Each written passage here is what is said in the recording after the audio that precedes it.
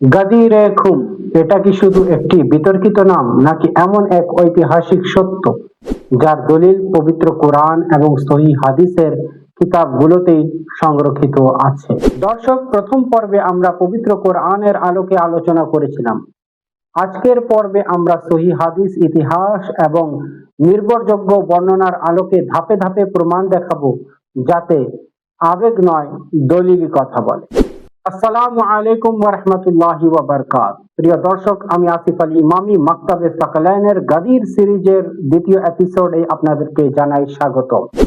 আমাদের আজকের প্রথম দলিল হচ্ছে, আপনারা স্ক্রিনে দেখতে পাচ্ছেন, এটি হচ্ছে সহিহ মুসলিম আন্তর্জাতিক হাদিস নাম্বার 2408 এবং ইসলামিক ফাউন্ডেশনের হাদিস নাম্বার হচ্ছে 6007 নাম্বার হাদিস, যা আপনারা স্ক্রিনে দেখতে পাচ্ছেন। দর্শক, এখানে আরবি ইবারত সহ দেয়া আছে বাংলা অনুবাদ। আমি বাংলা অনুবাদ পড়ছি। রাসূলুল্লাহ সাল্লাল্লাহু আলাইহি ওয়াসাল্লাম একদিন মক্কা এবং মদিনার মাঝামাঝি খুম নামক স্থানে দাঁড়িয়ে আমাদের সামনে বক্তব্য দিলেন।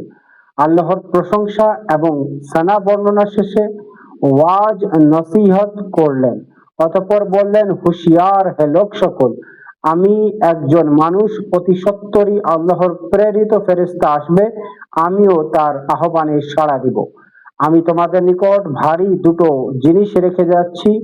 এর প্রথমটি হলো আল্লাহর কিতাব, এতে হিদায়াত এবং আলোক বর্তিকা আছে। তোমরা আল্লাহর কিতাবকে আঁকড়ে ধরো। তারপর তিনি কোরআনের প্রতি উৎসাহ ও অনুপ্রেরণা দিলেন। এরপর বললেন, দ্বিতীয়টি হলো আমার আহলে বাইত, আর আমি আহলে বাইতের বিষয়ে তোমাদের কাছে আল্লাহর কথা স্মরণ করিয়ে দিতে চাই। দর্শক, লক্ষ্য করুন, মুসলিম শরীফের এই সহিহ হাদিসটি আমাদের সামনে কয়েকটি গুরুত্বপূর্ণ সত্য প্রকাশ করে দিয়েছে। প্রথমত, গাদিরে খুম কোনো কল্পিত বা অজানা স্থান নয়, বরং এটি ছিল মক্কা এবং মদিনার মাঝামাঝি একটি স্থান। দ্বিতীয়ত, রাসূলুল্লাহ সাল্লাল্লাহু আলাইহি ওয়া আলিহি এখানে কোনো সাধারণ ঘোষণা দেননি। প্রথমে তিনি নিজের বিদায়ের কথার ইঙ্গিত দিয়েছেন, তারপর দুটি ভারী বস্তু রেখে যাওয়ার কথা বলেছেন। তৃতীয়ত, সেখানে শুধু কোরআনের কথা বলেননি, কোরআনের সাথে আহলে বাইত আলাইহিস সালামের কথা বলেছেন এবং তিনি এটিও বলেছেন যে আমি আহলে বাইতের বিষয়ে তোমাদেরকে আল্লাহর কথা স্মরণ করিয়ে দিতে চাই। তো এটি কোনো সাধারণ ঘোষণা ছিল না এবং এটি কোনো অজানা ইতিহাস ছিল না, বা এটা কোনো অজানা স্থান ছিল না, এটা প্রমাণিত হলো। আজকের এপিসোডে দ্বিতীয় দলিলটি হচ্ছে তারিখ আল ইয়াকুবি থেকে, খণ্ড নাম্বার 2, পৃষ্ঠা নাম্বার 76। এখানে বর্ণিত হয়েছে, ওয়াখরাজা লাইলান মুনসারিফান ইলাল মাদিনাতি ফাসারা ইলা মাউদিইন বিল কুরবি মিনাজ জুহফাতি ইয়াকুলু লাহু গাদিরুকুম লিসামানিআতা আশারাতা লাইলাতান খালাত মিন যিল হিজ্জা ওয়া কামা খাতিবান ওয়া খাযা বিয়াদি আলী ইবনে আবি তালিব আলাইহিস সালাতু ওয়াস সালাম। রাসূলুল্লাহ সাল্লাল্লাহু আলাইহি ওয়া আলিহি মক্কা থেকে মদিনার উদ্দেশ্যে রওনা দিয়েছিলেন। সেদিন ছিল 18 জিলহজ। যখন রাসূলুল্লাহ সাল্লাল্লাহু আলাইহি ওয়াসাল্লাম জুহফার খুম নামক স্থানে পৌঁছালেন, তখন তিনি কাফেলাকে থামিয়ে হযরত আলী আলাইহিস সালাতু ওয়াস সালামের হাতকে ধরলেন। হাতকে ধরে বললেন, আলাস্তু আউলা বিল মুমিনিনা মিন আনফুসিহিম। অতঃপর সাহাবাদেরকে জিজ্ঞাসা করলেন, আমি মুমিনদের কাছে তাদের নিজের চেয়ে অগ্রাধিকার যোগ্য নয়? অতঃপর সাহাবারা বললেন, কালু বালা ইয়া রাসূলুল্লাহ, জি হ্যাঁ রাসূলুল্লাহ, আপনি ঠিক বলেছেন। তারপরে মাওলা আলী আলাইহিস সালামের সেই হাত ধরে ঘোষণা দিচ্ছেন, ক্বালা ফামান কুনতু মাওলাহু ফাআলিয়ুন মাওলাহু আল্লাহুম্মা ওয়ালিমান ওয়ালাহু ওয়া আদিমান আদাহু। তিনি বললেন, আমি যার মাওলা, এই আলী তার মাওলা। তারপরে দোয়া করলেন, হে আল্লাহ, যারা আলীকে ভালোবাসে তুমি তাকে ভালোবাসো, যে আলীর সাথে শত্রুতা করে তুমি তার সাথে শত্রুতা করো। তারপরে রাসূলুল্লাহ সাল্লাল্লাহু আলাইহি ওয়া আলিহি ওয়াসাল্লাম বলেন, ইয়া আইয়ুহান নাস, হে লোক সকল, ইন্নী ফারাতুকুম ওয়া আনতুম ওয়ারিদি আলাল হাউদ ওয়া ইন্নী সালাইকুম হিনা তারিদুনা আলাইয়া আনিস সাকলাইন ফানজুরু কাইফা তাকলুফুনি। রাসূলুল্লাহ সাল্লাল্লাহু আলাইহি ওয়াসাল্লাম বলেন, হে লোক সকল, আমি তোমাদের আগেই হাউজে কাউসারে পাড়ি দিব। সেখানে তোমরা আমার সাথে সম্মিলিত হবা, আর যখন তোমরা আমার সাথে দেখা করবে, সাক্ষাৎ করবে হাউজে কাউসারে, তখন আমি তোমাদেরকে দুটো ভারী বস্তু সম্পর্কে জিজ্ঞাসা করব যে আমার পরে তোমরা তাদের সাথে কেমন আচরণ করেছিলে। তারপরে সাহাবারা বলেন, ওয়াকালা মাস্তাকলাইন ইয়া রাসূলুল্লাহ, হে আল্লাহর রাসূল, এই সাকলাইন কি, এই দুটো ভারী জিনিস কি? তারপরে রাসূলুল্লাহ সাল্লাল্লাহু আলাইহি ওয়া আলিহি ওয়াসাল্লাম বললেন, فقال الثقال الأكبر كتاب الله سبعان ترافه رياض الله وتراف بأيدكم فاستمسكوا به ولا تضلوا ولا تبادلوا وعترتي أهل بيتي। রাসূলুল্লাহ সাল্লাল্লাহু আলাইহি ওয়া আলিহি ওয়াসাল্লাম বললেন, এর মধ্যে বড় বস্তুটির নাম হলো আল কুরআন, কিতাব আল্লাহ, যা একটি রশির মতো, যার এক প্রান্ত আল্লাহর হাতে এবং অপর প্রান্ত তোমাদের হাতে। অতঃপর তোমরা এটিকে আঁকড়ে ধরো, তাহলে পথভ্রষ্ট হবে না, এবং এর কোনো বাণী পরিবর্তন করো না। আর অপরটি হচ্ছে আমার ইতরাত, আমার রক্তজাত আহলে বাইত আলাইহিমুস সালাম। দর্শক লক্ষ্য করুন, আমরা এমন একটি ইতিহাসের সামনে দাঁড়িয়ে আছি যেখানে অনেক লোক বুঝাতে চায় গাদির খুম হচ্ছে সাধারণ একটি ঘটনা, কিন্তু যখন আমরা লক্ষ্য করলাম তো বুঝতে পারলাম এটি কোনো সাধারণ ঘোষণা ছিল না, বরং ছিল ইসলামের ইতিহাসের সবচেয়ে গুরুত্বপূর্ণ ঘোষণার মধ্যে একটি, যেখানে রাসূলুল্লাহ সাল্লাল্লাহু আলাইহি ওয়া আলিহি বারবার বুঝাতে চাচ্ছেন যে আমি অতি সত্বরেই আল্লাহর ডাকে সাড়া দিব, এবং হাউজে কাউসারে তোমরা আমার সাথে যখন সম্মিলিত হবে তখন দুই বস্তু সম্পর্কে জিজ্ঞাসা করব। এক হচ্ছে আল্লাহর কুরআন, দ্বিতীয়টি হচ্ছে আমার ইতরাত আহলে বাইত আলাইহিমুস সালাম। এখন প্রশ্ন হচ্ছে, যদি এটি কোনো সাধারণ ঘোষণা হতো তাহলে রাসূলুল্লাহ সাল্লাল্লাহু আলাইহি ওয়া আলিহি ওয়াসাল্লাম কেন এই ঘোষণা দেওয়ার পূর্বে নিজের বিদায়ের কথার ইঙ্গিত দিয়েছিলেন এবং বলেছিলেন যদি তোমরা এটিকে আঁকড়ে ধরো তাহলে পথভ্রষ্ট হবে না? এখান থেকে বোঝা যাচ্ছে যে রাসূলুল্লাহ সাল্লাল্লাহু আলাইহি ওয়া আলিহি ওয়াসাল্লাম নিজের বিদায়ের নিশ্চিত করে বুঝাতে চেয়েছেন যে আমার পরে তোমরা কোরআন এবং আহলে বাইতকে আঁকড়ে ধরবে এবং ইত্তেবা করবে। অনেকে বলে না না, আহলে বাইতকে ভালোবাসার কথা এখানে বলেছেন। আমি বলতে চাই, যদি এখানে আহলে বাইতকে শুধু ভালোবাসার কথা বলা হয়েছিল তাহলে আমাদেরকে এটার জবাব দিন যে পবিত্র কোরআনও কি শুধু ভালোবাসার জন্য নাজিল হয়েছে নাকি ইত্তেবা করার জন্য?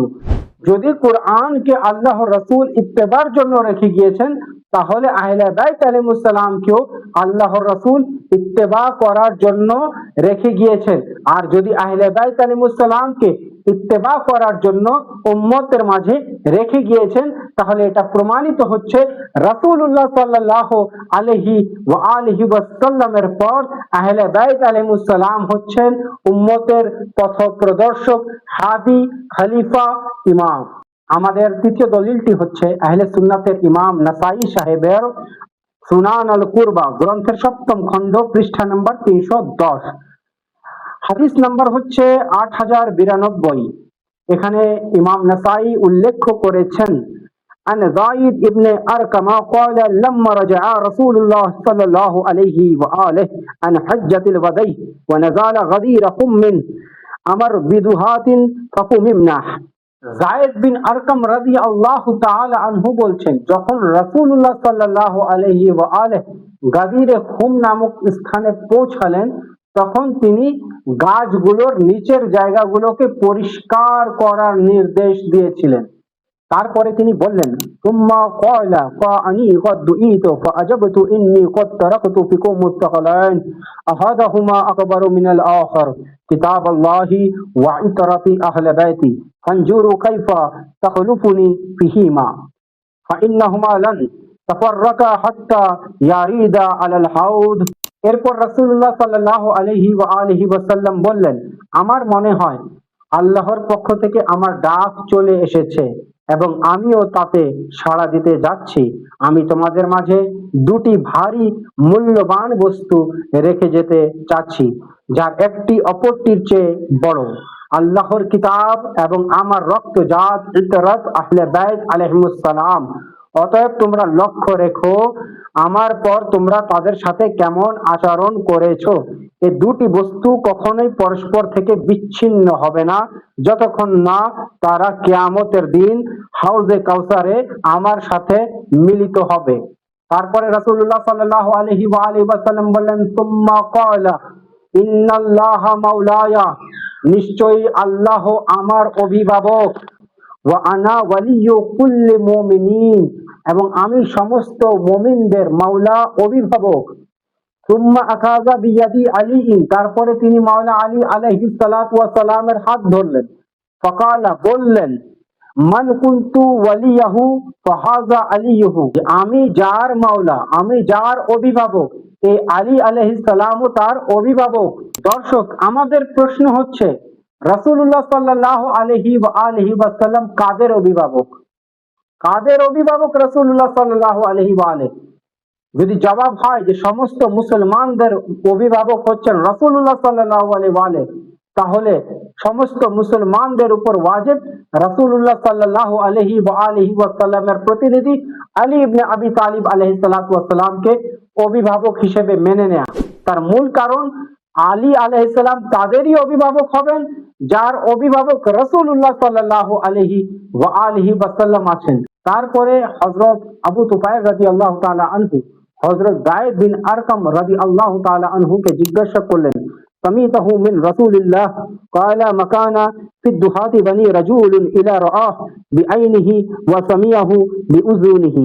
যখন আবু তুফাইল রাদিয়াল্লাহু তাআলা আনহু যায়েদ বিন আরকাম রাদিয়াল্লাহু তাআলা আনহুকে জিজ্ঞাসা করলেন যে আপনি নিজের কান থেকে রাসূলুল্লাহ সাল্লাল্লাহু আলাইহি ওয়াসাল্লামের এই বাণী শুনেছেন, তখন যায়েদ বিন আরকাম বললেন, শুধু আমি নয়, বরঞ্চ সেদিন গাছের নিচে যারাই উপস্থিত ছিল তাদের মধ্যে এমন কোনো ব্যক্তি নেই যারা নিজের কানে এটা শুনেনি, নিজের চোখে এটা দেখেনি।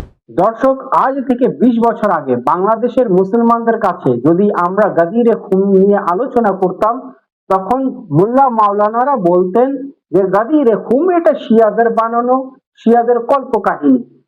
আল্লাহর রহমতে যখন ইন্টারনেট আপডেট হয়েছে, সোশ্যাল মিডিয়া আপডেট হয়েছে, তখন মানুষ নিজের থেকে জানতে পারছে। যখন দেখলো কোরআনে এবং হাদিসে গাদিরের বর্ণনা পাওয়া যায়, তখন গাদির বিরোধী মোল্লারা নিজেদের সুর পাল্টালো। তারা বলল, জি, গাদির কোরআন ও হাদিস থেকে প্রমাণিত, কিন্তু এটা সাধারণ ঘটনা।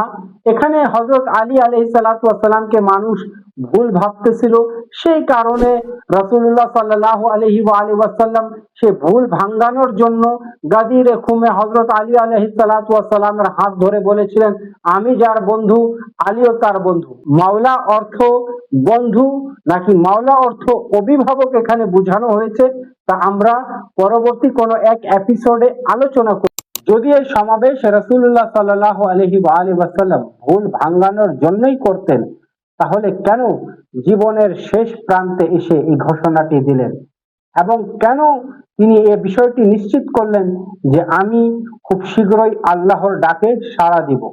আর কেনই তিনি হযরত আলী আলাইহিস সালাতু ওয়াস সালামের কথার পর আহলে বাইত আলাইহিস সালামের কথা বললেন এবং বললেন, আমি আহলে বাইত আলাইহিস সালাম এবং কোরআনকে তোমাদের মাঝে রেখে যাচ্ছি, এরা পরস্পর বিচ্ছিন্ন হবে না যতক্ষণ পর্যন্ত না হাউজে কাউসারে আমার সাথে মিলিত হবে। তো প্রিয় দর্শক, এটা কি কোনো সাধারণ ঘোষণা হতে পারে? এটা কি ভুল ভাঙানোর জন্য হতে পারে? মাওলা আলী আলাইহিস সালাতু ওয়াস সালামের বেলায়েতের সাথে সাথে কোরআন ও আহলে বাইতকে রেখে যাওয়ার কথা বলা হচ্ছে। এখানে রাসূলুল্লাহ সাল্লাল্লাহু আলাইহি ওয়াসাল্লাম স্পষ্ট বুঝিয়ে দিচ্ছেন যে আমার পরে আমার প্রতিনিধি হচ্ছে আলী ইবনে আবি তালিব আলাইহিস সালাতু ওয়াস সালাম। দর্শক, গাদিরে খুমের এই ভাষণ নিয়ে, মান কুনতু মাওলা ফাহাযা আলী মাওলা, এবং কোরআন ও আহলে বাইত আলাইহিস সালামের এই ভাষণ নিয়ে আমাদের কাছে অসংখ্য দলিল আছে। সবগুলো দলিল একসাথে উপস্থাপন করা ভিডিওতে সম্ভব নয়, তারপরেও আমি কয়েকটি দলিল আরো উপস্থাপন করে দিচ্ছি যাতে আপনাদের রিসার্চ আরো মজবুত হয়।